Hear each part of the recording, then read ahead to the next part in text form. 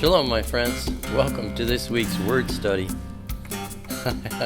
I'll tell you, I'm more excited about this study than I think I've ever been on any other study I've done before, for three very powerful reasons.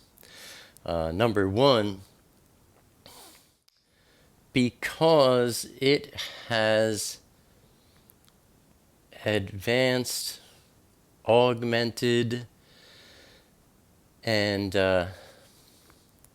not confirmed, but confirmed in some new ways my relationship with Elohim. And number two, because of the Otiot study that we're going to do on the English word we see as elders. These 24 are not elders, my friends. They are Qoshishin. And it's a powerful study. And then thirdly, because of a major revelation that this study has given me concerning Philippians chapter 3, verses 10 and 11. I'm going to cover these points in greater detail. First of all, I want to talk about what happened what happened last week. Last week I did the study on the 24 elders and covered all the points. I was real happy about it. And after it was finished, and this has never happened since I started doing the Otiot. It was all finished. It was too late to do any more on it, and all of a sudden I said, "What? I didn't do an Otiot study." Well, let me tell you, that was Abba. He blocked me from even thinking about it. Because, since I started doing the Otiot, the primary thought in my mind every time I do a study is, what's the, focus on the Otiot? That thought was erased from my mind the entire time of doing last week's study, and it really set me back. I'm like, how could that happen? Well, Abba does, wild things. Anyway, I went to bed that night, and it was bugging me, and then Abba started talking to me. He says, I have a plan. So then I realized, now we're going to do an Otiot study on what's the original Aramaic word there for elder, because that word, oftentimes, the English words are really quite irritating in their shortcomings, of expressing what Abba's word says. But, this is the exciting part, because we talk about, pitching our tents with Elohim, him pitching his tent with us. And that's number one about why I'm so excited about this, because Abba showed me, once again, but on a deeper level, of how he is pitching his tent with me and how I'm pitching my tent with him. You imagine, with your daddy, and you're going to pitch a tent with him. And he's like, "Okay, son, come over here and hold this peg, and I'm going to pound it in the ground." You're working together. He's instructing you. You're learning. Okay, now come over here on the other side, and now I want you to put the peg in the slip there and pull the pull the tent tightly before you set it to the ground. And look at that pole in the middle. It's got to be, he's instructing, I'm learning, and that's what he was doing. Last week I was doing the study, and he's directing me, and I'm paying attention to him, and then we get done, and I'm like, well, we forgot about the peg over there. What about the Otiot? He says, we're going to get to that. I'm showing you this in a different way. So, that's number one. I mean, this really excited me, and then I started putting the Otiot study together. And, man, 24 elders, I mean, no, they're not elders, Again, it makes me think about religion, You go to some church and, oh, hi, my name is Frank, and I'm an elder. And it's like, well, what does that mean? An elder? You don't look old. It means an older person or someone who's more mature in the word, But when you go to church, you meet elders, they're not mature in the word. They don't even know the word, So, it's like the word church, how I said last week, that word bothers me because it makes us think of this building on the corner, everybody goes on Sunday, religion. And when you see church in your English Bibles, that's not what Abba Father is talking about. He's talking about the called out ones. Well, the same here with elders. We have 24 elders. Oh, the elders of the church. There we go again. No, that's not what Abba Father's talking about. These are Qoshishin. Well, last week we talked about who the 24 elders, Qoshishin, are. Today we're going to talk about what they are, and this is powerful.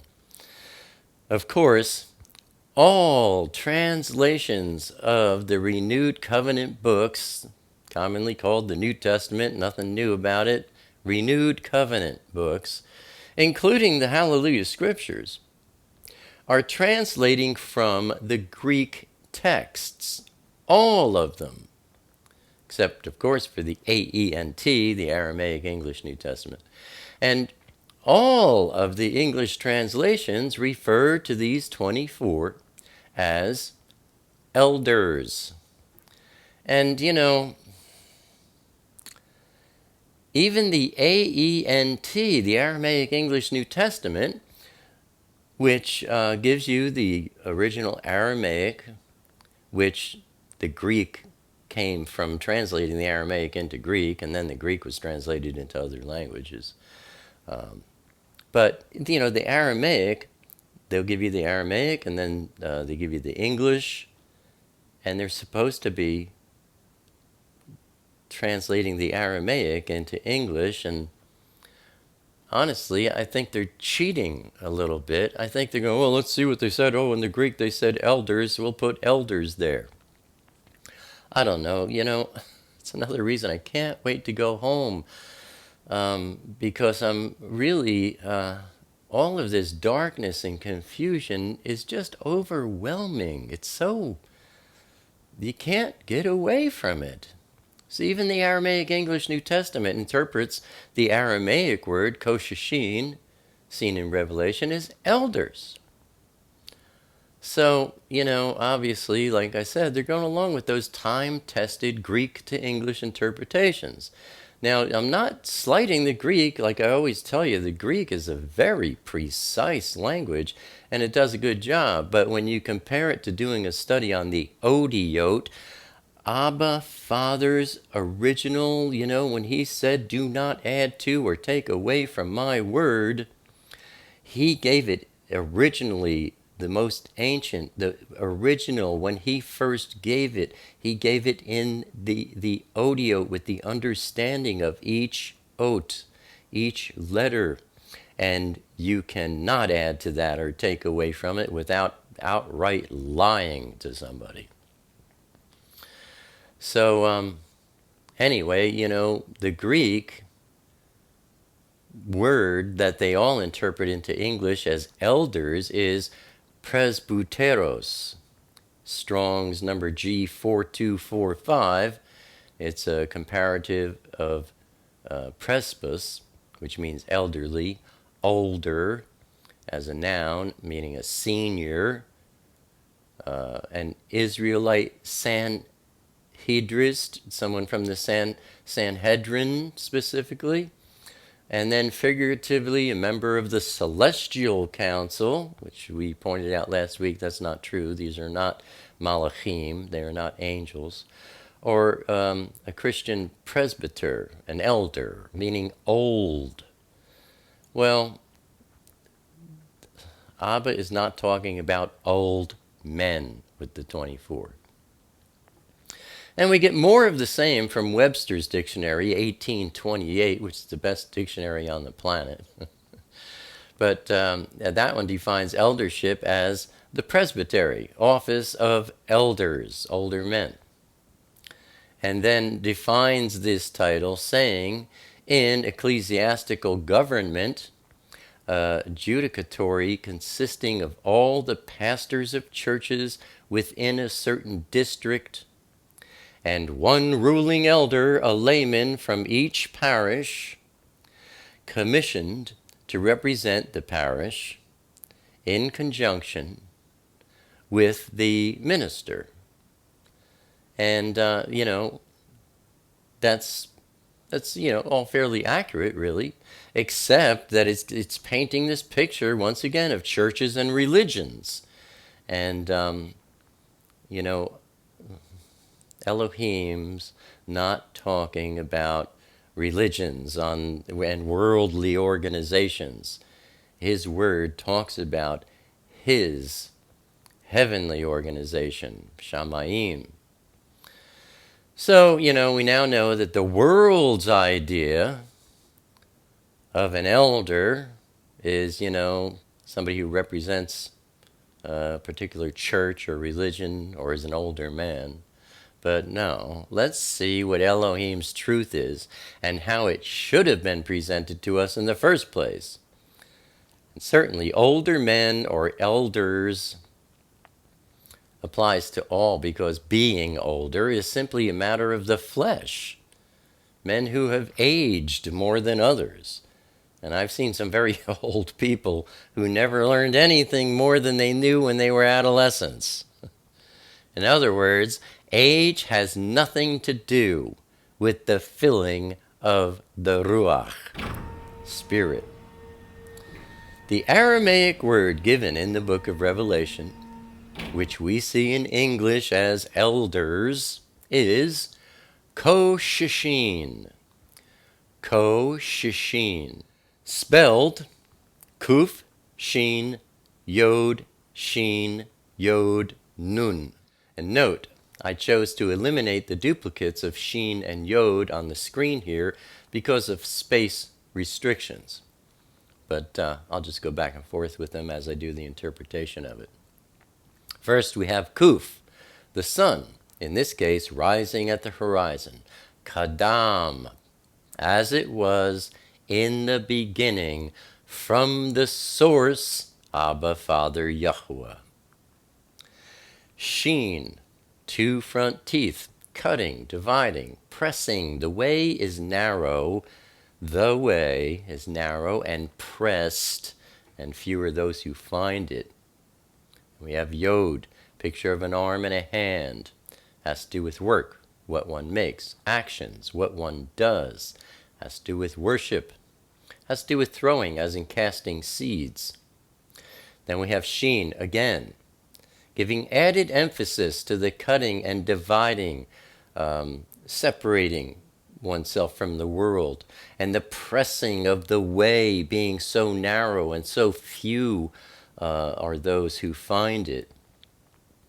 Then we see Yod, again, giving added emphasis, again, to their work, what they make, and their actions, what they do. To their Kodesh, dedicated worship of Elohim, and the amount of seeds they sowed for Yeshua. And finally, we have Nun. These are of the good seed, the unstoppable motion of being the offspring and the heirs of Yeshua. So, the 24 elders are truly the 24 Qoshishin. Look at how this unfamiliar word, Qoshishin, opens our thought processes about these very unique individuals. Hearing a word we've never heard before stops us from applying familiar terms. You know, like elders, we picture some guy who represents the majority in a particular church and religion. Boom, that's erased. Qoshishin, what's that? You know, it's a whole new word to us. And believe you me, these 24 Qoshishin, in order for us to understand who and what they are, requires a whole new concept going on in our heads. These are not old men or elders. No, something new and unknown to us, as they should be, and as they truly are. The 24 are those who have been given the brightest amount of light in their souls. The light of Kadam, Abba, Father, Yahweh, the light from Him personally, as it was originally in the beginning. These are those who turned away from the things of this world and who always turned back to the source, Abba, Father, Yahweh. And in so doing, they became victors over the world. They were tested with everything Satan could throw at them, but they reacted with complete disinterest. No temptation was found in their hearts. These are the very few who found the narrow path and never walked on the broad path, dividing and separating themselves always from the things of the world, and being in love, Kodesh, dedicated to Elohim and Elohim alone. Their work and actions were pure in their lifetimes, always worshiping Elohim and never the world. Shin and Yod are repeated, giving double emphasis to the fact that these Qoshishin were much more pure in their walk on the narrow path, the way, and much more pure in their work and actions throughout their lifetimes. Why? Because these are very, very special seeds that Yeshua planted in his garden. Yeshua plants all kinds of different seeds. I've said this many times before. There's only two seeds in this world, the good seed and the bad seed. But the good seeds are Yeshua's, and there are many different kinds. We saw that in the parable of the sower. These, the Qoshishin, Yeshua had 24 seeds that are unlike any other seeds he ever planted in his garden. These 24 Qoshishin are like the world's absolute finest elite forces in Elohim's Malchut, his kingdom. It's kind of like, the best of the special forces, Green Berets, Rangers, Navy SEALs, or Delta Force. The best of the best of the best. Think about it. Out of all the billions of living souls ever created throughout all of history. And, science estimates that there have been 107 billion people who have been on the earth since the beginning of time. They really have no way of knowing, but that's their guess. Around 100 billion. Well, out of 100 billion, can we even get that concept of like, how big is 100 billion? I mean, we can't even picture 1 million. 100 billion. Out of 100 billion, there are 24. 24 Qoshishin, the most Kodesh dedicated men who ever lived in all of creation, representing all those who are counted as worthy to escape the tribulation and be taken in the net chetef, the rapture. And now we come to point number 3. This is a revelation for me, because now I think I know what Shaul was talking about in Philippians chapter 3, verses 10 and 11, my friends. 10, maybe 15 years ago, I was contacted by someone from Chuck Missler's website. They had been on my website, alanhorvath.com, and they saw some of my writings. I mean, back then, all I did was text, I wasn't doing videos or anything yet. I was just doing, text on my website. And they contacted me and they said, Chuck they knew I liked Chuck because I'd written a couple of essays or articles or whatever you want to call them on my website, giving reference to Chuck Missler and showing my admiration for him. Chuck Missler, I think, is a brilliant, brilliant man and presents the word from the standpoint of prophecy in some very brilliant ways. So they saw that and they contacted me and they said, I'm in charge of Chuck Missler's website. We have a discussion group here. Only paying members are there, but we'd like to give you a free membership. Please come over and join us and so on. And I did, and met a lot of wonderful people. The discussion group was a lot of fun. Another cool thing about having a free membership was Chuck Missler would do videos and such on some of his, studies in the Word, but studies that had not yet been released in the public, new stuff. And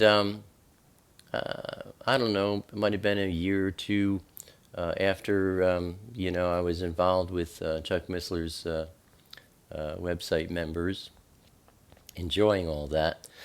I, one day, was doing a study on the English word, resurrection. And the first thing I did was I went to Strong's Exhaustive Concordance, and I looked at all the references to resurrection. And every single one of them had the same reference number. Forget the number right now. It's not important. But it was referring to the Greek word anastasis. And then I just happened to catch there was one lonely little reference all by itself that had a different number. And I'm like, well, what's that?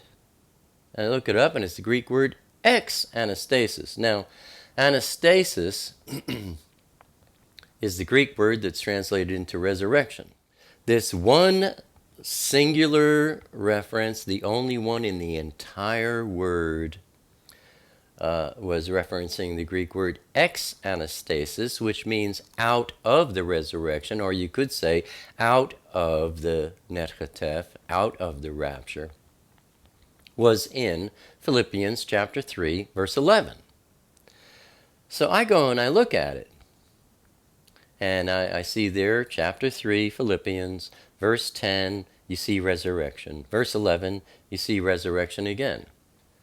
And I started looking at all the different English Bible versions. They all did the same thing. And I'm like, what kind of an excuse can anyone give for doing this? You are being commissioned to interpret the Greek texts into English. And you get to Philippians chapter 3, verse 10, and you see anastasis. Okay, resurrection, write that down. Verse 11 says ex-anastasis. What's Paul talking about? We don't know. Just put down resurrection. Do not add to or take away from my word. Those people that did this, and who knows how many interpretations of Abba's word, they're going to answer for this. Anyway, and that was like 10 to 15 years ago. And I'm sorry, I have something in my throat. Should have brought a glass of water. 10 to 15 years ago, I'm like, look, Paul is talking about the netchatef, the rapture. And he's saying, oh man, the glory of Yeshua HaMashiach and his resurrection from the dead. And then in verse 11, he's like, if somehow I might be a part of those that were taken out of the resurrection. In fact, let me read it to you.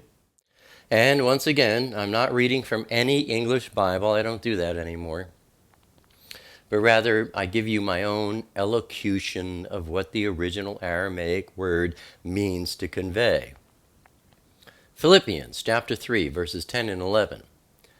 For my determined purpose is that I may know him, Yeshua, that I may progressively become more deeply and intimately acquainted with him, perceiving and recognizing and understanding the wonders of his person more strongly, more clearly, that I may in that same way come to know the power outflowing from his resurrection, that which it exerts over the Qoshishin, the dedicated ones, and that I may so share in his sufferings as to be continually transformed in Ruach, spirit, into his likeness, even to his death. Let me pause there for a minute, because Paul talks about sharing in the sufferings of Yeshua. Going back to my bit about Chuck Missler and my involvement with his website and his teachings before they became publicly known, Chuck at one point, at the same time I was discovering this, Yahweh was showing this revelation about Philippians, where he says, look, I didn't say resurrection in verse 10 and 11. I said resurrection in 10, and out of the resurrection in 11, tell my children about this. That at that same time, it might have been a few days later, maybe a week later, I go on Chuck Missler's site, and he puts out this new teaching, and he says, I got news for you. He says, not everyone in the rapture is the bride. And everybody's like, whoa, nobody ever said these things before. And he explains, well, I forget what Chuck was doing, but he was taking this bit about sharing in the sufferings of Yeshua. And he was going to the Greek. And there's a Greek word there, something about sharing in the sufferings. And he did a whole study on that. And he says, not everyone taken in the rapture is the bride. And it was because of this Greek study he was doing. Now, I was seeing the same thing, but I'm over in Philippians, and it was just through these two references in verses 10 and 11 in the Greek, anastasis versus ex-anastasis. So, I'm like, wow, Elohim is giving Chuck the same revelation he's giving me in a whole different set of scriptures than Elohim's using to open my eyes. That was 10, 15 years ago. So here we go with verse 11, where Shaul, Paul, says, in the hope that if possible, if somehow I might attain to the position of those who are separated and taken out of the resurrection, out of the Netchatef, out of the rapture. I'm convinced now that Shaul knew about the 24 Qoshishin, and he was talking about them. I think that he was talking about the Qoshishin. So, my friends, this concludes our study on the 24 Qoshishin, the 24 elders. Last week's study, who they are. This week's study, what they are. And this excitement that, the Word tells us in the last days, I think we're in the last hour, maybe the last 5 minutes, that he will reveal new things. Well, this has been going on, new things are being revealed in his word, and now even more so. And, Yom Teruah, Rosh Hashanah, the Feast of Trumpets, coming up September 13th, Abba Father, Yahweh's Kodesh appointment with mankind for the Netchatef, the rapture. Could be this year. I'm not saying it is. There's no way of knowing. But it could very well be, and I'm going to expound on that in a couple of 2-3 weeks, next month in August. But this is a revelation being delivered about those 24 Qoshishin who are revealed really for the first time in chapter 4 of Revelation, which is after the Netchatef, the rapture, and before the tribulation.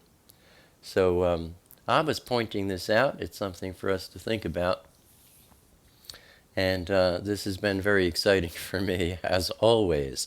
I hope and I pray that this study is a major berakah to you and to yours. And Abba willing, I'll see you here again next week. Until then, shalom, my friends. Shalom, chavarim.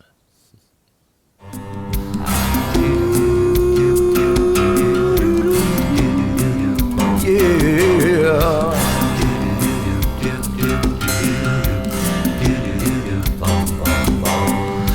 Now 2,000 years have gone by, it's another working day. Some would rather let it lie, but the question still remains.